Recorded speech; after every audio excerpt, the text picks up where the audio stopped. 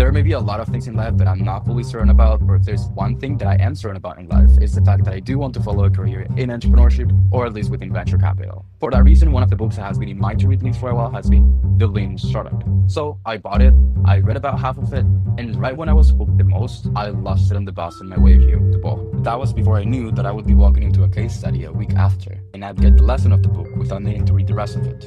Here, at PS Tech. When a business wants to expand to a new market, launch a new product, or just kick off as a business to begin with, risks are taken and assumptions are made. That is what Stella, my business partner, did when she bought an expensive t-shirt printing machine on account. The book, The Lean Startup, tells how validated learning is the biggest asset any venture can have. It tells you that it is critical for you to launch a minimum viable product, also known as MVP, before doing major investments of capital or labor into something whose market has not yet been validated. It sounds intuitive perhaps, but it is extremely common for people to fall in love with the idea they have and spend tremendous amount of capital and labor into something whose market has not yet validated. This is exactly what happened to Stella's investment. She expected that once she had the machines, the order would come, and schools, local events, maybe tourists passing by would come through. But the orders didn't come, or not enough of them at least, and the machine was taken away because they were not able to pay it off. They could have started by doing what they do now that they don't have the machine anymore. They outsource the printing to a third business and then sell the product under their brand. That would have been a perfect minimum viable product, but instead they just skipped the MVP stage and went straight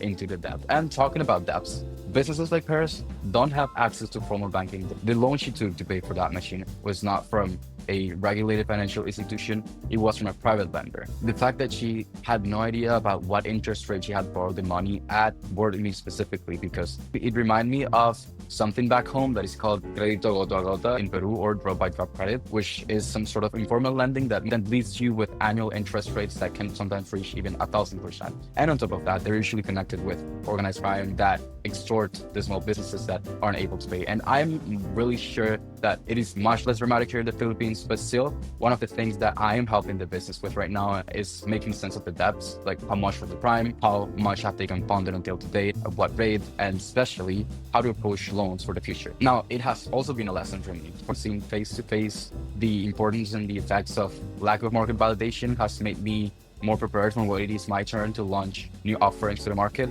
And on the other side, I have also gotten to know more about how it looks for people without access to formal credit. I do recognize that everyone, especially the small, should be having access to formal lending, but I also understand that the banking institutions have the absolute right to be reluctant to lend to those who pose the riskiest profile. But in any case, what I'm really certain of is the fact that the work that I'm putting with my business partner, Polak, will definitely leave the business better than the way we found it.